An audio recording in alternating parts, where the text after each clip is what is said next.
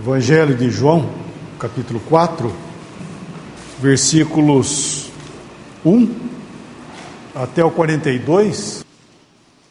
E quando o Senhor entendeu que os fariseus tinham ouvido que Jesus fazia e batizava mais discípulos do que João, ainda que Jesus mesmo não batizava, mas os seus discípulos, deixou a Judéia e foi outra vez para a Galiléia. E era-lhe necessário passar por Samaria. Foi, pois, a uma cidade de Samaria chamada Sicar, junto da herdade que Jacó tinha dado a seu filho José. E estava ali a fonte de Jacó. Jesus, pois cansado do caminho, assentou-se assim junto da fonte. Era isso quase a hora sexta. Veio uma mulher de Samaria tirar água. Disse-lhe Jesus: dá-me de beber, porque os seus discípulos tinham ido à cidade comprar comida. Disse-lhe, pois, a mulher samaritana: como sendo tu judeu, me pedes de beber a mim, que sou mulher samaritana? Porque os judeus não se comunicam com os samaritanos. Jesus respondeu e disse-lhe: se tu conheceras o dom de Deus, e quem é o que te diz, dá-me de beber, tu lhe pedirias, e ele te daria água viva. Disse-lhe a mulher: Senhor, tu não tens com o que tirar, e o poço é fundo. Onde, pois, tens a água viva? És tu maior do que o nosso pai Jacó, que nos deu o poço, bebendo ele próprio dele, e os seus filhos e o seu gado? Jesus respondeu e disse-lhe: qualquer que beber desta água tornará a ter sede, mas aquele que beber da água que eu lhe der, nunca terá sede, porque a água que eu lhe der se fará nele uma fonte d'água que salte para a vida eterna. Disse-lhe a mulher: Senhor, dá-me dessa água, para que eu não mais tenha sede e não venha aqui tirá-la. Disse-lhe Jesus: vai, chama o teu marido e vem cá.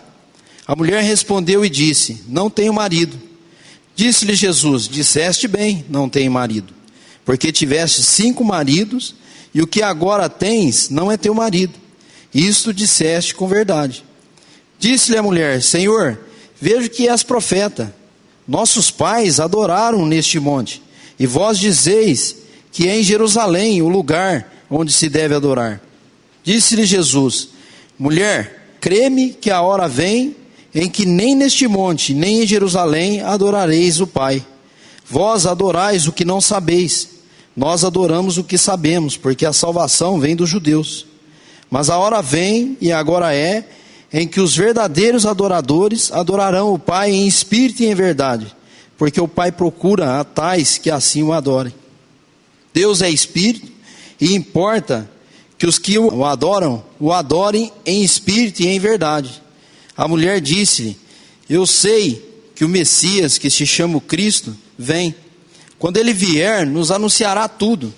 Jesus disse-lhe: eu o sou, eu que falo contigo. E nisto vieram os seus discípulos, e maravilharam-se de que estivesse falando com uma mulher. Todavia nenhum lhe disse: que perguntas? Ou por que falas com ela? Deixou, pois, a mulher o seu cântaro, e foi à cidade, e disse àqueles homens: vinde, vede um homem que me disse tudo quanto tenho feito. Porventura não é este o Cristo? Saíram, pois, da cidade e foram ter com ele.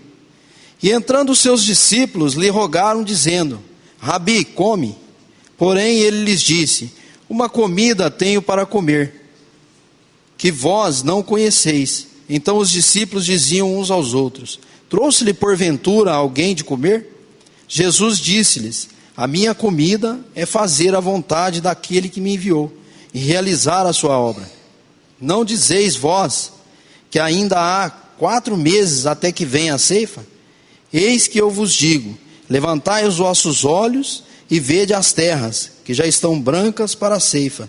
E o que ceifa recebe galardão, e ajunta fruto para a vida eterna, para que assim o que semeia como o que ceifa, ambos se regozijem. Porque nisto é verdadeiro o ditado, que um é o que semeia e o outro o que ceifa. Eu vos enviei a ceifar onde vós não trabalhaste. Outros trabalharam, e vós entrastes no seu trabalho.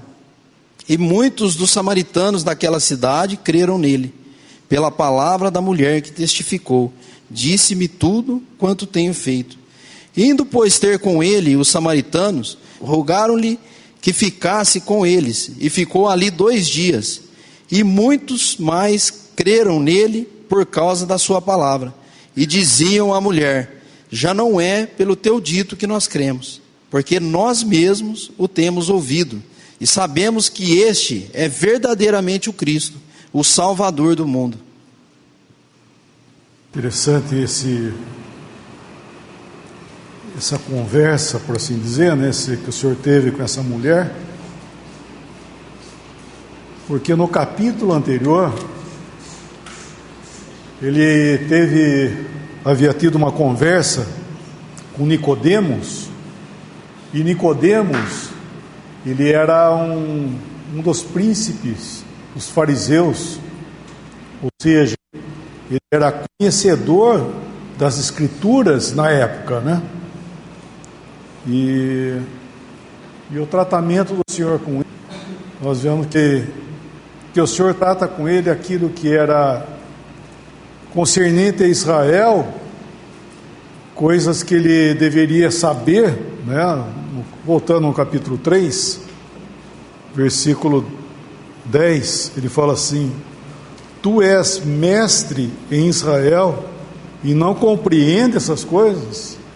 Ele estava falando do novo nascimento para ele e da ação do Espírito Santo. Ele devia saber isso, por isso que ele pergunta para ele: tu és mestre em Israel e não compreende o que eu estou dizendo? Então todo esse tratamento que ele estava falando com Nicodemos, aqui os versículos anteriores, era versículo 12, que ele fala: se tratando de coisas terrenas não me credes, como crereis se falar das celestiais? Então ele estava falando ali com Nicodemos que era coisa aqui desse mundo, era coisa da terra, né? E era referente a Israel, as promessas de Israel, de tudo que Deus ia fazer com Israel, né? Nascer de novo, ia fazer todo esse processo. Ele devia saber isso aí, porque ele era um mestre em Israel, e o Senhor estava falando e ele não estava entendendo. E graças a Deus ele veio entender depois. Nós vemos que o processo aqui no Evangelho de João, nós vemos que 3 vezes aparece Nicodemos, né? Então ele tem esse momento aqui, que ele foi à noite ter com Jesus, oculto, né? Porque ele tinha uma posição no meio dos judeus. Então ele foi à noite, ele foi para ninguém ver. E depois ele se manifesta no capítulo 7. E por fim, nós vemos que é ele que vai, junto com José de Arimateia, sepultar o corpo do Senhor. Daí ele faz algo publicamente, expondo que ele era um discípulo do Senhor. Mas aqui no capítulo 4, a diferença é que o Senhor vai tratar agora com uma pessoa que não era benquista no meio dos judeus, que era uma samaritana, uma mulher samaritana. Então eles não se davam, os samaritanos não se comunicavam, que versão corrigida fala não se comunicavam, né? Essa palavra não se comunicava, que eles não se davam. Os judeus não gostavam dos samaritanos, porque eles se denominavam povo de Deus e eles não tinham nada a ver, eles eram gentios que foram trazidos para Samaria com o rei da Assíria, quando o rei da Assíria levou cativo as 10 tribos que Jeroboão tinha estado com eles ali em Samaria. Esse rei da Síria levou cativo e pegou os gentios e levaram lá para morar, e chegou e ficou morando lá em Samaria. Daí começaram a haver umas pragas ali. Isso nós estamos falando de 2 Reis 18, quem quiser ler depois. Começaram a haver pragas no meio deles, e eles perguntaram o que estava havendo. Daí alguém disse: não, mas é que o povo que estava aqui, eles temiam a Deus. E é isso que está acontecendo, é um povo que aqui não teme a Deus. Daí chamaram os sacerdotes de Israel, levaram lá em Samaria para ensinar esse povo que estava lá, que eram gentios, a temer a Deus.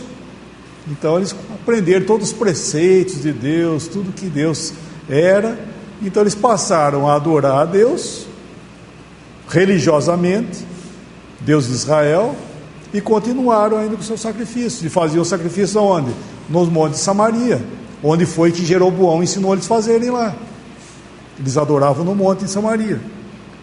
Então dali em diante os judeus não gostavam, né? Porque eles queriam reclamos no meio de Israel que eles não tinham. Eles eram samaritanos, na verdade eles eram gentios. Só que foi justamente com essa mulher que o Senhor Jesus agora ele vai falar de coisas celestiais, né? Que lá no versículo 12 do capítulo 3, que ele fala para Nicodemos, que ele estava tratando com ele coisas terrenas. O que seria então se eu falar das celestiais? Só que ele não fala. Ele vai falar de coisas celestiais com essa mulher aqui, ó. Então esse capítulo 4, essa conversa que o Senhor tem com ela, primeiramente ganhando, né, o seu coração, trazendo primeiramente à tona a sua consciência, e nós vemos que ele vai tratar de coisas celestiais.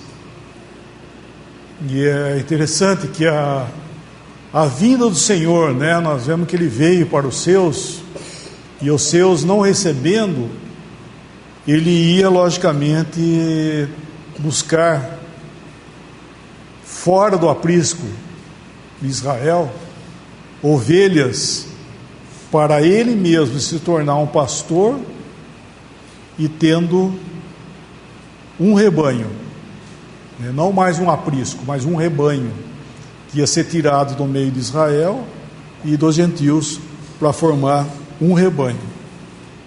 E aqui ele começa a fazer isso. Nós vemos que ele vai falar com quem? Ele vai falar com o samaritano. E diz aqui que havia necessidade, é interessante esse versículo 4, que era necessário passar por Samaria. Então nós vemos que é importante, né, essa posição, né, que o Senhor havia necessidade de que isso acontecesse. E ele estava tomando essa posição agora.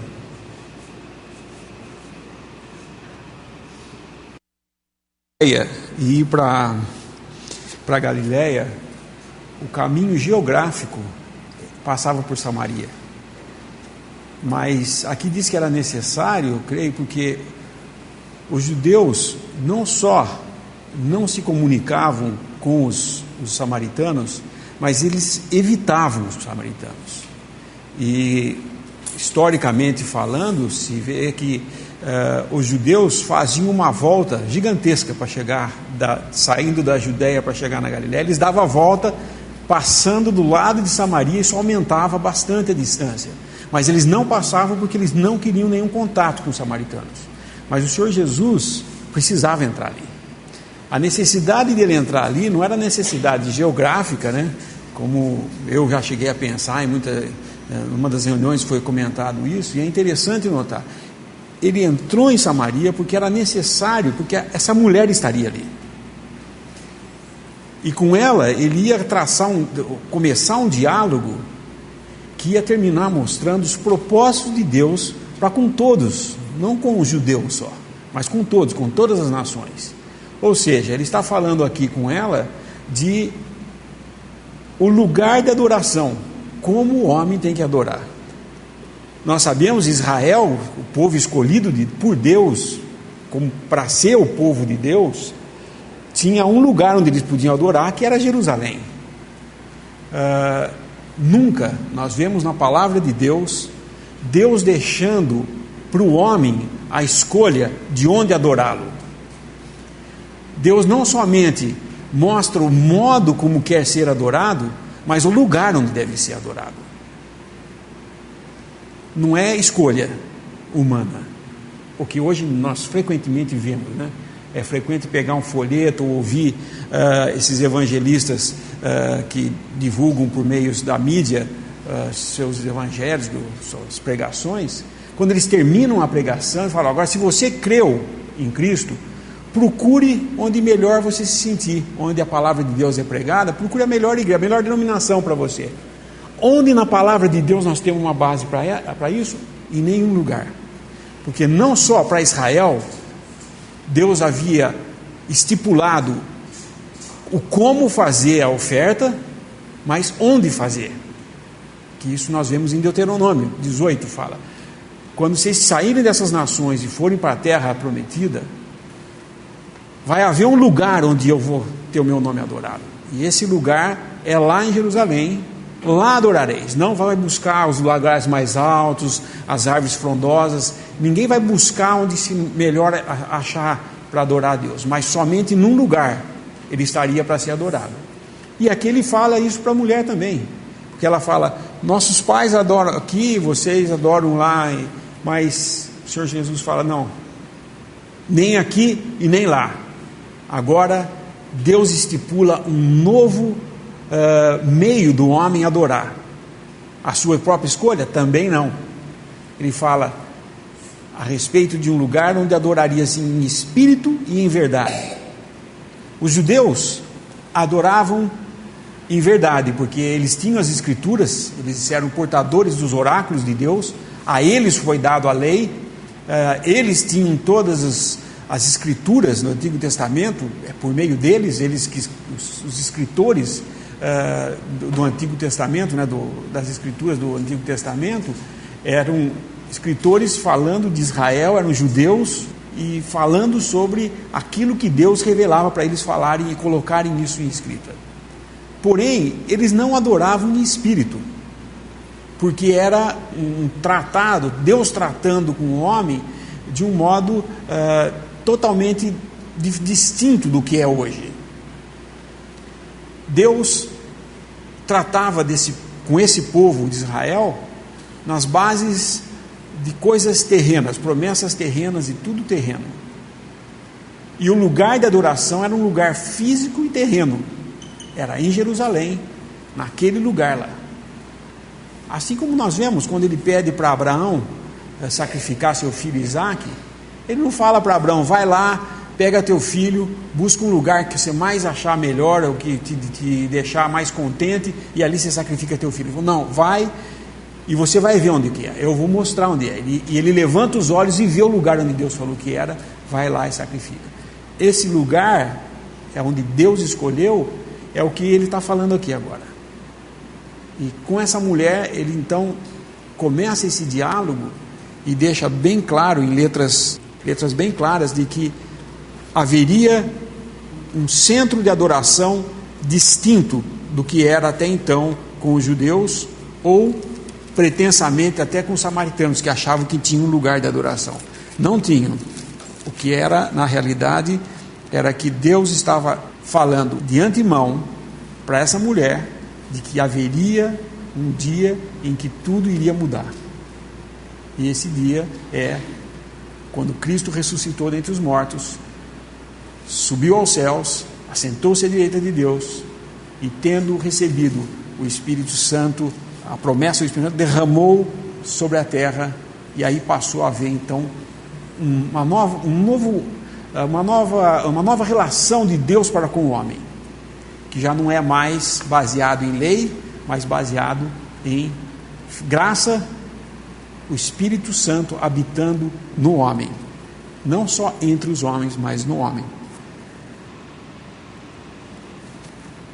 Esse versículo 14 do nosso capítulo, ele aponta, versículo 14: mas aquele que beber da água que eu lhe der, nunca terá sede, porque a água que eu lhe der, se fará nele uma fonte de água a jorrar para a vida eterna. Isso é adoração.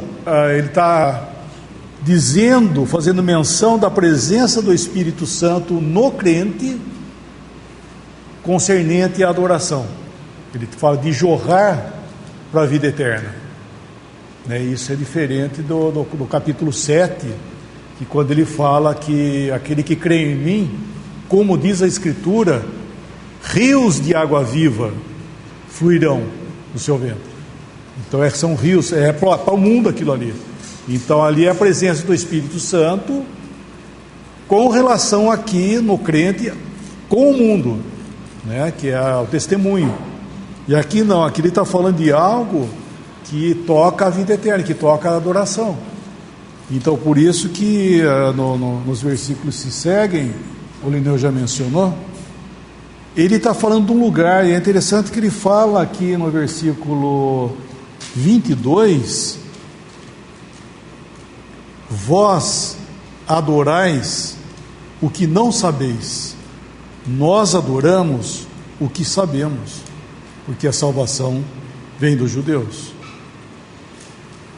Ou seja, os samaritanos, a adoração deles, eles não sabiam o que eles estavam fazendo.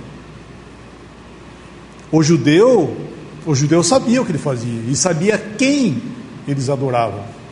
Eles tinham conhecimento de Deus, eles tinham ciência, né, daquilo que eles estavam fazendo. Embora não entendiam, como foi dito, espiritualmente o que estava sendo feito, mas eles sabiam a quem eles adoravam. Hoje nós sabemos, olhando o que eles faziam lá, todas as ofertas e tudo mais, para nós sabemos hoje o significado espiritual que toca a nós.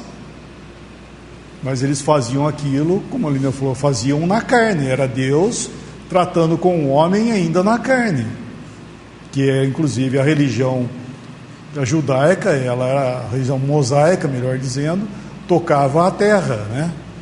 E, aliás, foi a única religião que Deus fez nesse mundo, foi ali para eles.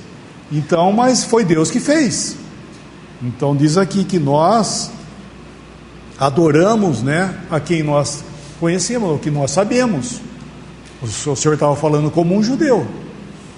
Só que, versículo 23, mas vem a hora, ou melhor, a hora vem, e agora é, em que os verdadeiros adoradores adorarão o Pai em espírito e em verdade, porque o Pai procura a tais que assim o adorem. Então nós vemos que o Senhor está pegando o lugar de adoração e está tirando de entre os judeus. Era lá sim, ele está falando que sim, era ali o lugar de adoração. Jerusalém era o lugar, que foi Deus que fez. Só que agora ele está tirando dele, dos judeus, de entre os judeus, para levar para um outro lugar, do qual ele não diz aqui aonde. Diz que apenas a hora havia chegado que ia acontecer isso aí. Só que nós entendemos, né, os princípios que ele tem a autoridade para instituir lugar.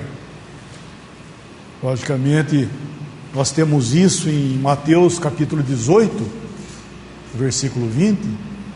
Vamos ler esse versículo, Mateus 18, 20. Esse é o lugar do qual ele diz aqui que viria. Mateus capítulo 18, versículo 20. É um contexto, né? Estou lendo um versículo só, mas é um contexto aqui. Versículo 20: porque onde estiverem 2 ou 3 reunidos em meu nome, aí estou eu no meio deles. Então esse era o lugar do qual o nome dele ia ser colocado. Essas palavras, na verdade, são as mesmas, né, em outros termos, do qual ele havia dito lá para Israel quando eles estavam no deserto. Deus falou com o povo de Israel no deserto que eles entrariam na terra e ele escolheu um lugar para pôr o nome dele lá. E no lugar que eu colocar o meu nome, ali vocês vão para adorar. Não adorareis em nenhum outro lugar. Será nesse lugar que eu escolher para habitar o meu nome. E foi Jerusalém. E nenhum lugar eles podiam adorar. E agora o Senhor está falando com a autoridade de Deus. Ele está falando. Porque onde estiverem reunidos ao meu nome, ao lugar que ele escolheu para pôr o nome dele, ali estou eu. É o lugar dele, não é um lugar nosso. Não é o lugar onde que nós escolhemos, como o Lineu falou. Deus não deu, nunca deu isso para o homem. Ele escolher o que ele vai fazer. Não é, Deus não deu escolha. Nós não temos escolha. Então esse versículo de Mateus 18, 20 é Jeová, que agora é o Senhor, falando a nós, para essa dispensação, aonde eu escolher para habitar o meu nome, ali vocês vão. É isso que é a mesma coisa, é o mesmo princípio. É isso que ele está falando para a mulher samaritana, que um dia Deus escolheu um lugar, que foi o quê? Foi Jerusalém. Por quê? Porque ali era o lugar. Só que a hora vem, e já havia chegado, que haveria um lugar onde ele ia escolher para habitar o nome dele. Só que não é mais físico, né? Não é um lugar físico, como foi ali em Jerusalém, um lugar, uma cidade, um templo. Agora não, agora é um lugar espiritual. Por isso que ele fala, adorar o Pai em espírito e em verdade. Os judeus adoravam em verdade, mas não em espírito. E agora chegou o tempo que nós adoramos em espírito e em verdade. E essa verdade é de acordo com a palavra de Deus. Em espírito, porque o Pai é espírito, e importa que aqueles que o adorem em espírito e em verdade. Então isso é muito precioso, né? Porque tira a ideia da opção do homem nas coisas de Deus. Deus nunca deu isso, nem para Israel, e tampouco agora para nós, gentios. A diferença é que os judeus adoravam em verdade, e o modo como eles tinham que adorar estava escrito. Era uma série de regras e de cerimoniais que eles tinham que ter. Então, tinha os sacerdotes, que era uma tribo separada para Deus, para fazer essa tarefa de servir no templo, cada um na sua função. E quando o povo ia oferecer sacrifícios ou adorar a Deus, era intermediado por esses sacerdotes, que eram obrigados a saber toda a lei, todo o cerimonial, se vestir do modo próprio, porque era o homem na sua carne, servindo a Deus pela verdade que Deus estava ensinando, mas não passava disso. Não era um serviço espiritual, era um serviço consciente da verdade que Deus tinha dado para eles. Tanto que ficava muito fácil. Não fez como está escrito ali, banido da congregação, não fica aqui. Podia fazer do jeito que queria? Não podia não. Tinha todo um cerimonial. Por exemplo, viram os sacerdotes levando incenso para dentro. E um belo dia, 2 judeus acharam que podiam fazer isso. Eles não eram sacerdotes, eram da tribo especial, mas era outra função. E foram levar incenso para dentro, levando fogo estranho. O que aconteceu com eles? Condenados. Porque era uma adoração baseada em preceitos escritos que Deus mesmo tinha dado por meio de Moisés para eles. Hoje, o que nós vemos na grande cristandade, na grande maioria da cristandade, é a necessidade intensa de ter por escrito como devo fazer. E isso nós vemos em nós. Às vezes a gente fala assim, não seria melhor organizar e falar, olha, hoje aqui vai falar só esses aqui que sabe mais. Não seria, né? Todo mundo pensa, pois, quem é o pastor de vocês? Basta usar essa palavra. Quem é o pastor de vocês? A maioria das vezes, quando nós falamos, reunimos ao nome do Senhor, eles perguntam, mas vocês têm pastor? Quem que ensina? E a palavra de Deus diz claramente como é no Novo Testamento. Não existe mais sacerdote. Nós não temos um sacerdote que vai chegar aqui, que foi ordenado por meio de uma faculdade de teologia, ou que foi por causa da sua descendência, que os seus pais eram e ele é também, como eram as tribos que serviam como sacerdotes. Não existe mais isso. O que existe? Não é mais a carne servindo a Deus de acordo com a verdade de Deus escrita para essa carne, mas é um novo homem servindo a Deus no poder do Espírito Santo.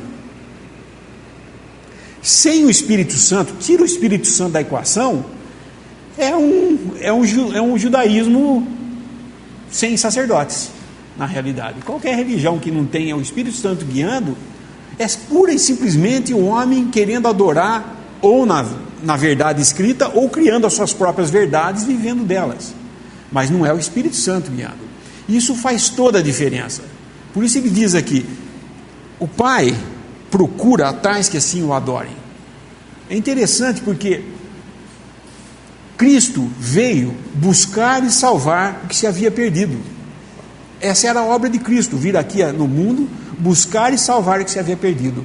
Mas o Pai busca agora adoradores que o adorem em espírito e em verdade. Quem são esses adoradores? Aqueles que, tendo crido em Cristo Jesus como Salvador, recebeu o Espírito Santo, foi selado com o Espírito Santo, porque creu nessa obra, e agora pode adorar a Deus em novidade de vida. Já não é mais a carne servindo a Deus, ela não tem lugar. Quando ela se manifesta, porque não vão se iludir de que porque nós estamos reunidos no nome do Senhor, a carne não pode se manifestar. Pode sim, mas o Espírito Santo nos dirige, e quando a carne se manifesta, fica evidente. E há então julgamento, há juízo, né? Quando se fala alguma coisa que vai contra a palavra, ou seja, a carne se manifestando na assembleia, esse irmão às vezes tem que ser silenciado, tem que ser disciplinado. Por quê? Porque o Espírito Santo é que nos dirige agora. Isso faz toda a diferença. Por isso que ele estava falando aqui, apesar de não falar explicitamente isso, mas o versículo 14, que água é essa que ele ia dar, senão o Espírito Santo? Não pode ser outra coisa. Essa água aqui não era uma água natural, material, tanto que a mulher pensou que fosse. Nossa, Senhor, dá-me dessa água. Ela estava pensando numa água miraculosa, que ia tomar uma vez e acabar a sede. Seria muito bom, né? Uma vez na vida eu tomo água e nunca mais tenho sede. Ela estava pensando que era isso. Não, não é essa água que ele estava falando.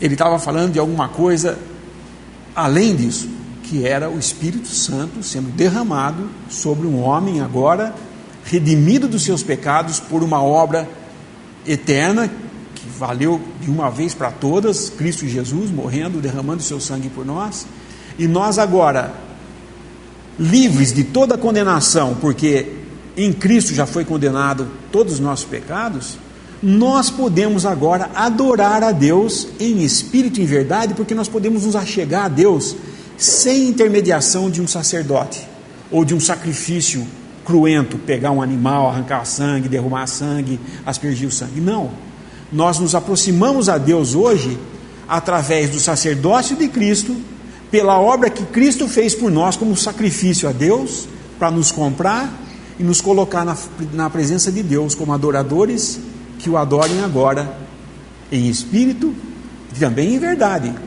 O fato, muitas vezes as pessoas falam, oh, mas do jeito que vocês se reúnem, peraí, só em espírito, então pode falar o que quer? Não, porque tem a verdade também. E o Espírito só nos dirige em coisas da verdade. Como que eu sei quando alguém está falando em espírito ou não? Se o que ele está falando bate com as Escrituras, é a verdade. Agora, alguém levanta aqui falando, eu tive uma revelação do Espírito, Jesus Cristo não é Deus. Eu vou acreditar nele? Só porque ele falou que ele está falando pelo Espírito? Não, porque as Escrituras nos mostram claramente que Jesus é Deus. Então, adorar o Pai em espírito e verdade foi uma coisa somente possível de acontecer depois da morte, ressurreição, assunção, glorificação, o Senhor Jesus sentando à direita de Deus e o Espírito Santo descendo sobre a terra, habitando no homem a partir de Pentecostes. Ou seja, os verdadeiros adoradores de Deus são membros do corpo de Cristo. Fora disso, não tem adoração em espírito. Todos nós aqui gostaríamos de entrar numa máquina do tempo, né, e voltar no passado e conhecer, por exemplo, Moisés. Imagina que coisa maravilhosa poder viver ali em Israel naquele tempo de Moisés, ou então nos tempos de Davi, ou nos tempos do rei Salomão, o homem mais sábio que já habitou na terra e o homem mais rico. Todo mundo se impressiona aí com Bill Gates, com George Soros, com tantos homens ricos, mas nunca houve um mais rico que Salomão, nunca houve um mais sábio que Salomão. E a curiosidade é grande de querer viver na época deles, mas a gente pode entender que não existe um tempo melhor para se viver do que hoje, porque em toda aquela história Deus estava ainda se revelando de diversas formas. Não existia uma obra completa como nós temos hoje, uma obra completa, uma revelação completa, uma revelação fechada já, pronta. Quando a gente vai lá em João capítulo 10, o irmão falou do aprisco, né? Isso está em João 10, versículo 1. Na verdade vos digo que aquele que não entra pela porta no curral das ovelhas, ou aprisco das ovelhas, mas sobe por outra parte, é ladrão e salteador.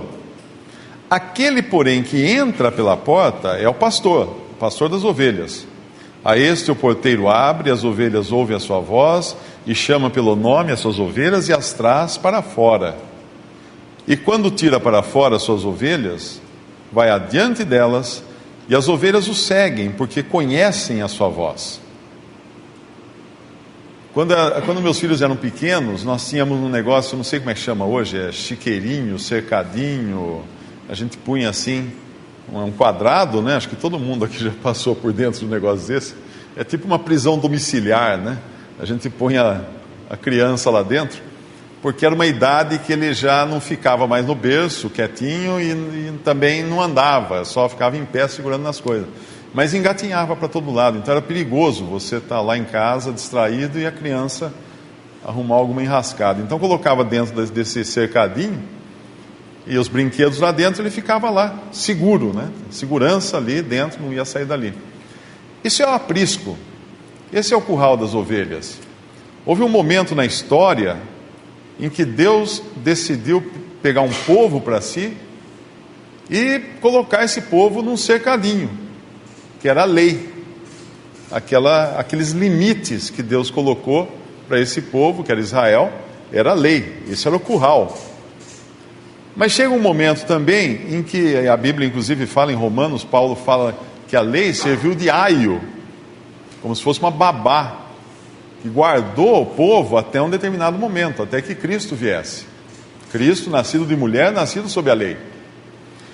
Mas quando Cristo vem, ele é o único que tinha as credenciais para entrar no aprisco, entrar no curral. E não só entrar, tirar as ovelhas para fora do curral.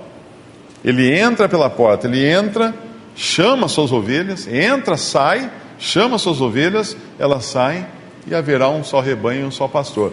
O que mudou? Enquanto antigamente as ovelhas ficavam cercadas e presas por limites, que eram os limites da lei, agora as ovelhas se agregam em torno do pastor, que é Cristo. Ele é o polo de atração. Elas não precisam mais de cerca. Elas ouvem a voz dele, sabem onde está a voz dele e correm na direção do pastor. Querem estar o mais próximo do pastor possível. Assim como Maria aos pés de Jesus, escutando a voz dele, escutando o que ele queria falar. Longe ela não escutaria. Agora, para que as ovelhas fizessem isso, elas precisavam de algo mais, que elas não tinham. Primeiro, Cristo precisaria tirá-las, obviamente, fora do curral, mas ele precisava dar a elas algo que elas não tinham, e isso era o Espírito Santo. Quando nós encontramos água na palavra de Deus, na Bíblia, ela é uma figura da palavra de Deus, mas a água tranquila, a água serena. Quando nós encontramos uma fonte de água, é uma figura do Espírito Santo, porque é água em profusão, água com força, água com energia. Isso porque é a energia do Espírito Santo que move agora o cristão para Cristo, em direção a Cristo. Eu não sei se vocês já tiveram oportunidade de ver uma fonte. É uma experiência interessante. A gente sempre pensa em fonte, aquele caninho na parede, caindo uma gotinha de água assim para encher um garrafão. Mas eu vi uma fonte uma vez, e uma fonte é uma coisa impressionante, uma fonte é um negócio interessante. Era um negócio no chão, era um pasto, né, um lugar onde tinha a fonte. Me levava, vem ver a fonte. Era nascente, né?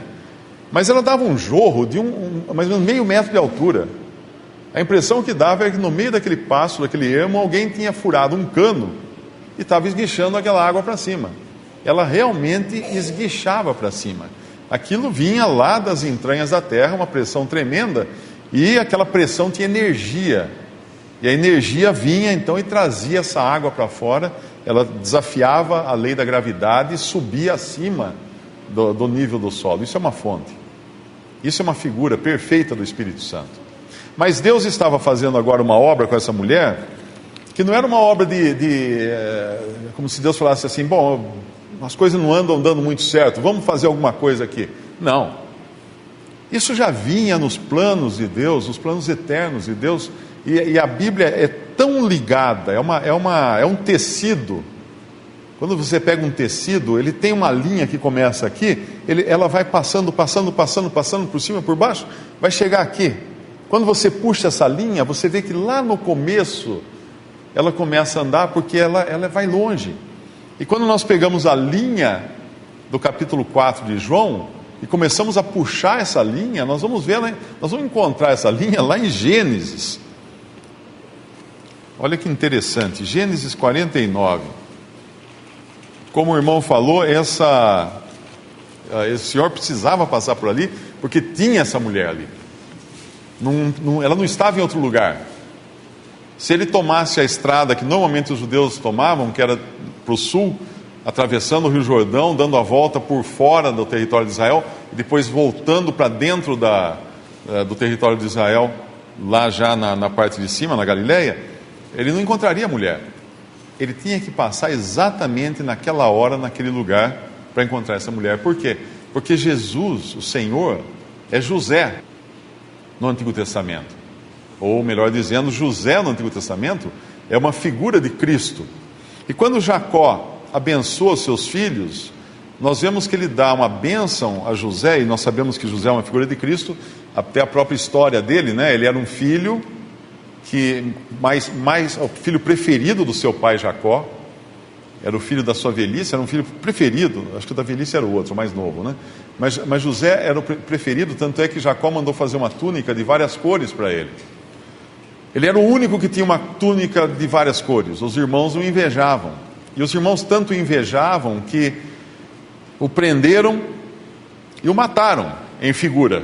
Por quê? Porque jogaram ele numa cova, sem água, como Cristo foi morto por seus irmãos e jogado numa cova, sem água. E ao mesmo tempo, os irmãos de José venderam o seu irmão José, venderam por moedas para os mercadores que estavam indo em direção ao Egito. Cristo foi vendido por seus irmãos, traído por seus irmãos judeus, foi vendido por 30 moedas de prata. Não sei se aparece alguma coisa relativa ao preço que venderam José, eu não me lembro se tem também no número, mas de qualquer maneira, ele foi vendido também por seus irmãos. E ele depois é levado como escravo para o Egito. No Egito ele se comporta como realmente alguém, um adorador de Deus, alguém fiel a Deus. Ele é preso, Deus faz dele um libertador para o seu povo, como se ele tivesse morrido e saído da sepultura. Ele volta então à vida para ser vice-rei de todo o Egito e salvar o seu povo da morte de fome. Todos conhecem a história aqui. Então José é um tipo muito bonito, muito bom de Cristo no Antigo Testamento. Mas aqui em Gênesis 49, quando Jacó está abençoando seus filhos, a bênção de José é uma bênção estranha, ela é diferente. Capítulo 49, versículo 22. Se a gente comparar com outros filhos de Jacó, eu acho que Judá recebe uma bênção maior, mas os outros aqui, praticamente a bênção é de um versículo só, né? O anterior aqui, Naftali, Versículo 21, Naftali é uma serva solta, ele dá palavras formosas. Só isso que fala Naftali. Versículo 20, de Azer o seu pão será abundante, ele dará delícias reais. Versículo 19, quanto a Gade, uma tropa o acometerá, mas ele a acometerá por fim. Dan, ele fala 2 versículos, mas quando fala de José, é muito, muito grande o que fala de José. No versículo 22, José é um ramo frutífero, mas não só um ramo frutífero, um ramo frutífero junto à fonte. E aqui nós temos Jesus sentado junto à fonte, esperando por aquela mulher samaritana. Por quê? Porque esse ramo frutífero não fica só junto à fonte. É um ramo frutífero junto à fonte, e o que mais? Os seus ramos correm sobre o muro, por cima do muro. Nós lembramos do muro que era o guardil lá, o lugar das ovelhas, né? O cercado das ovelhas, mas agora tem um ramo aqui, que ele está junto à fonte, mas ele não só fica junto à fonte, como ele passa por cima do muro, para ir buscar quem? A mulher samaritana. Ali estava o Senhor transpondo todas as regras da lei judaica, porque não podia um judeu falar com uma mulher samaritana, muito menos com uma mulher, e quanto mais samaritana. E em Samaria, tudo errado, de acordo com a lei, né? Isso surpreende até os seus próprios discípulos, mas ali está esse ramo que sobe, correm sobre o muro. Esse é o Senhor junto à fonte. De quem é a fonte que ele está lá em Samaria? A fonte de Jacó, o mesmo que deu essa profecia aqui a respeito de José. Então nós vemos o fio desse tecido maravilhoso que é a palavra de Deus. Quando a gente puxa ele vai encontrar lá atrás acontecendo isso, esse fio. Deus não foi pego de surpresa, não aconteceram acidentes.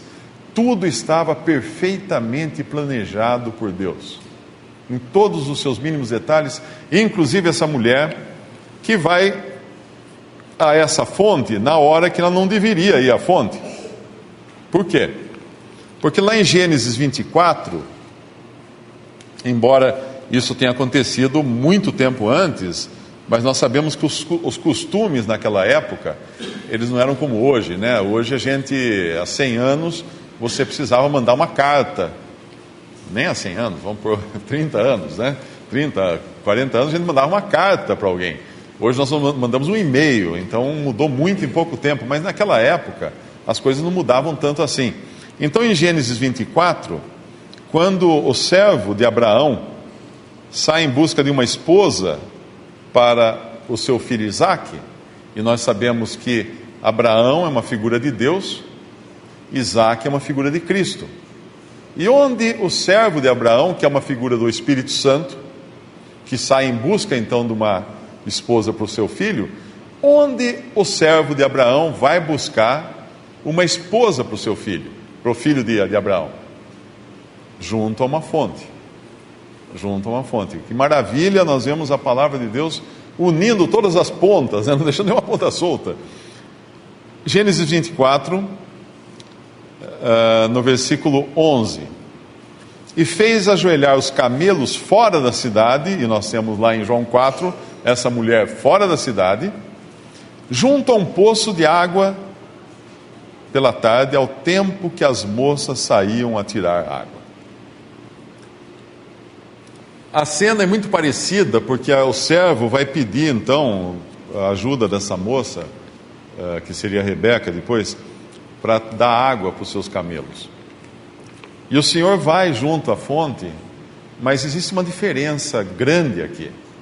As mulheres lá em Gênesis, que era o costume das mulheres, em Gênesis e devia ser o costume das mulheres, como eu falei, mudou muito pouco, devia ser o costume das mulheres aqui em João, elas iam à fonte no final da tarde, no final do dia, porque é mais fresco.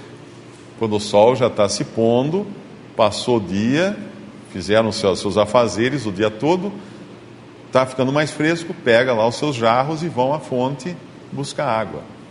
Eu acredito que nenhuma mulher iria à fonte ao meio-dia. E essa mulher, no versículo diz aqui que na hora sexta, versículo 6, estava ali a fonte de Jacó. Jesus, pois, cansado do caminho, assentou-se assim junto à fonte. Era isto quase a hora sexta. Devia ser, vamos supor, 15 para meio-dia. Era a hora mais quente do dia. Não era a hora para uma mulher estar indo buscar água. Por que essa mulher tinha ido buscar água nessa hora? A Bíblia não diz, mas provavelmente essa mulher não era muito bem aceita pelas outras mulheres, porque a gente vê pela vida dela, quando o Senhor começa a revelar quem ela era. 5 maridos tivesse, é isso que ele fala? Tiveste 5 maridos e o que agora tens não é teu marido. Então era uma mulher que tinha uma vida que não era exatamente de acordo com a maneira que se devia viver uma mulher naquele tempo. Então ela não ia junto com as outras. Essa é uma mulher à parte até das próprias samaritanas. O Senhor não ia atrás de uma gentia. O Senhor ia atrás de uma gentia que era também mal vista entre as próprias gentias.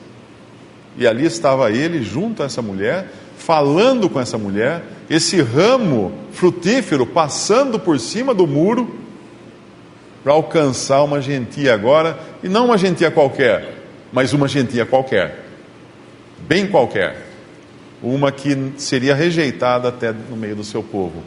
E esse é o caráter do Evangelho, quando nós vemos o Senhor Jesus indo para aqueles que não buscavam por Ele.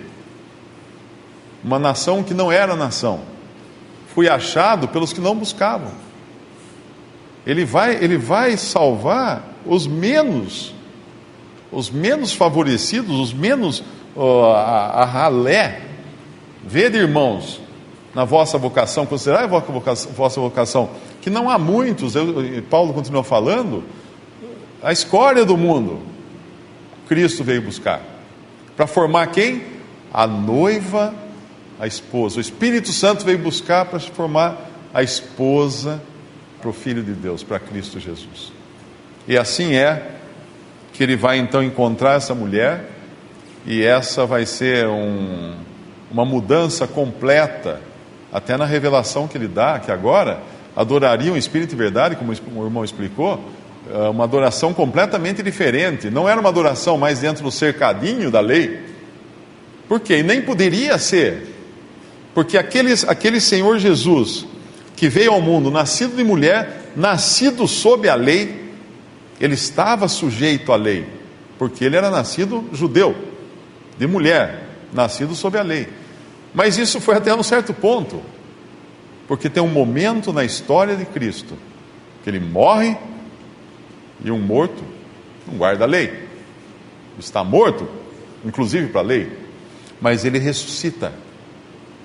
E esse Cristo ressuscitado é aquele em quem nós hoje estamos. Nós não estamos num Cristo vivo andando aqui nos evangelhos, nós não estamos num Cristo morto, sem ressurreição, porque daí não adiantava nada. Paulo falou, somos os mais infelizes se não existe ressurreição, mas nós estamos num Cristo ressuscitado. Estamos ressuscitados com Cristo nos lugares celestiais, em Cristo, aliás, né? Nos lugares celestiais. Efésios capítulo 1 fala isso. E eu pergunto, como alguém poderia esperar que um Cristo ressuscitado guardasse a lei agora? Ele está além da lei. Ele está além da morte, além agora, como ressuscitado. E nós estamos em Cristo ressuscitado. Como pode se esperar de um cristão que ele guarde a lei? Ele está num Cristo ressuscitado. Não tem como ele pensar em que ele vai guardar. Ele não está mais no cercadinho. E como é que ele vai ser atraído para esse pastor no centro? Porque ele tem agora o Espírito Santo, algo que o judeu não tinha. O judeu precisava do cercadinho, o judeu precisava do muro, do aprisco, porque ele não tinha o Espírito Santo. Nada nele, vamos dizer assim, vibrava na mesma frequência de Deus. Hoje um crente, eu tenho certeza que qualquer um aqui, que está passando num lugar, vê um versículo escrito numa parede, num muro, não passa indiferente aquilo. Não passa indiferente. Aquilo toca no coração. Qualquer um aqui, quando escuta falar do Evangelho, aquilo toca no coração. Quando encontra um irmão em Cristo que nunca conheceu na vida, não estou falando alguém que congrega junto, não. Quantas vezes a gente senta no ônibus assim, para viajar, puxa a conversa com a pessoa do lado, você é cristão? Eu sou, eu também, eu convertido, não sei o que, tá. De repente você é parente de primeiro grau dessa pessoa, você está conversando com essa pessoa que você não sabe nem o nome, mas de igual para igual. Por quê? Porque os dois têm o Espírito Santo. Quem é músico sabe que se você pegar um violão, afinar ele, colocar do lado dele um outro violão perfeitamente afinado, quando você toca uma corda desse, a outra corda vibra, porque os dois estão na mesma frequência. Toca outra corda, a outra corda vibra. E assim você percebe que os dois instrumentos estão perfeitamente afinados, os dois em sintonia, na mesma frequência. Isso é feito com o cristão graças ao Espírito Santo. Não somos nós que viemos aqui. Imagina um incrédulo sentado aqui, ele não aguenta mais essa conversa. Para ele isso aqui é uma chatice, ele quer ir lá no samba, ele quer no lugar onde está mais divertido. Ele não tem, a corda não vibra na mesma frequência. Ele não tem o Espírito Santo, ele não tem essa energia que o leva a adorar a Deus, como fala aqui, fonte de água que salte para a vida eterna. A energia do Espírito que nos leva a adorar a Deus. Nós não adoramos de nós mesmos, nós não congregamos de nós mesmos, nós não falamos de nós mesmos, não fazemos nada de nós mesmos. Porque se fizermos, vai ser como o irmão falou, vai ser carne. Mas o Espírito Santo é que nos leva a adorar, a ter prazer nas coisas de Deus, a ter horror ao pecado, a fugir do pecado, a nos aproximarmos de irmãos, a buscarmos a comunhão com os irmãos. É o Espírito Santo. Ele faz tudo isso porque hoje nós temos o Espírito Santo. Que privilégio sabermos que um dia esse ramo frutífero passou por cima do muro e foi buscar uma mulher que era a pior lá de Samaria, mas era necessário ele encontrar essa mulher, e não era em outro horário que ele ia encontrá-la, mas no horário que não tinha ninguém ali em volta da fonte. Ele podia conversar sozinho com ela. E assim o Senhor também fez com cada um de nós aqui, individualmente, na nossa salvação. E assim Ele está reunindo agora, o Espírito Santo está reunindo agora a noiva para o Filho de Deus, para esse Isaac, que é o Senhor Jesus Cristo. 7 de João. Estamos falando que o Senhor estava fazendo menção da água concernente ao Espírito Santo. Então temos um versículo em João 7, para ver pelas Escrituras isso que nós estamos falando. João capítulo 7, versículos 37 em diante. João 7, 37. E no último dia, o grande dia da festa, Jesus pôs-se em pé e clamou, dizendo: se alguém tem sede, que venha a mim e beba. Quem crê em mim, como diz a Escritura, rios de água viva correrão do seu ventre. E isso, disse ele, do Espírito Santo, que haviam de receber os que nele crescem, porque o Espírito Santo ainda não fora dado, por ainda Jesus não ter sido glorificado. Então nós vemos essa posição clara, né, que João dá aqui. O Espírito Santo, quando o Senhor faz menção, né, dessa água, tanto lá no capítulo 4 como aqui, referia-se ao Espírito Santo que ainda não havia sido dado ao homem, porque Cristo ainda não havia sido glorificado. Também são versículo, capítulo João 16, versículo 7.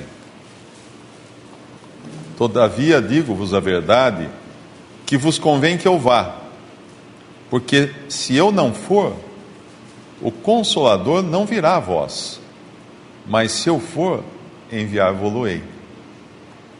Isso é importante entender, que Veja, se Cristo não fosse, não morresse, não ressuscitasse e não ascendesse ao céu, o Espírito Santo não viria. Por que o Espírito Santo não viria? Porque Deus designou que seria um homem que daria o Espírito Santo para o homem. Era preciso ter um homem no céu, de carne e ossos, para ele enviar o Espírito Santo para os homens na terra. Foi assim que Deus determinou e assim que Cristo fez. Sim, mas que é interessante que o Senhor vai tratar primeiramente desse assunto com ela, no sentido de ela beber dessa água que ele tinha para dar. Então é importante entender que para adorar, o primeiro ponto que tem que ter em mente, que a pessoa tem que ser salva. Não é verdade? A primeira coisa que ele tem que fazer é crer. Então ela tem que tomar dessa água. E essa água estava no sentido de crer nele, para que proveniente dessa crença, né, de se crer, haveria esse resultado. Então a adoração, na verdade, é resultado. Não é? Porque muitas vezes nós pensamos que adoração é serviço, é alguma coisa. Não é isso. Adoração é expressão de gratidão no seu mais alto índice, podemos chamar assim. Por isso que Mateus 18, 20 é um terreno de adoração, porque esse terreno é um terreno de divino favor, onde o homem não tem vez. Ele não está nesse lugar por algum mérito dele. Se eu estiver numa posição que eu penso que eu tenho ali, ou estou ali por algum mérito, então não tem adoração. Entende? Adoração, ela coloca uma pessoa, né, uma pessoa que está num terreno de divino favor, ou seja, Deus fez tudo por ele, então ele está ali para adorar. Ele não tem nada, nenhum mérito dele ali, então ele adora. Porque se nós tivermos, falando outra vez, se nós achamos que nós estamos num lugar por algum mérito nosso, você não vai ser um adorador. Você acha que é o mesmo que um dia eu chegar lá na glória e falar assim para o Senhor: eu estou aqui porque eu fui fiel lá no mundo. Imagina que absurdo. É absurdo, mas você pode pensar isso aqui. Você pode achar que você tem mérito de estar na presença dele. Isso é um erro muito grande. Isso não é adoração, irmãos. Então essa adoração aqui que ele está falando, o Senhor que o Pai ia buscar adoradores. Por quê? Porque é um lugar onde nós estamos por divino favor. Falando outra vez isso aí, que rompe tudo que se liga à obrigação humana de alguma coisa. É adoração somente. Então, o primeiro passo para isso, a pessoa tem que ser salva. Não existe um adorador incrédulo, isso é impossível. Então, o primeiro passo que nós estamos vendo aqui é a salvação. E um outro segundo passo, que falando com essa mulher aqui, é consciência. Esse horário já está indo, né? Talvez não. Vai ter mais estudo, não vai? Eu possa continuar. O outro passo vai ser consciência. Então, nosso horário já.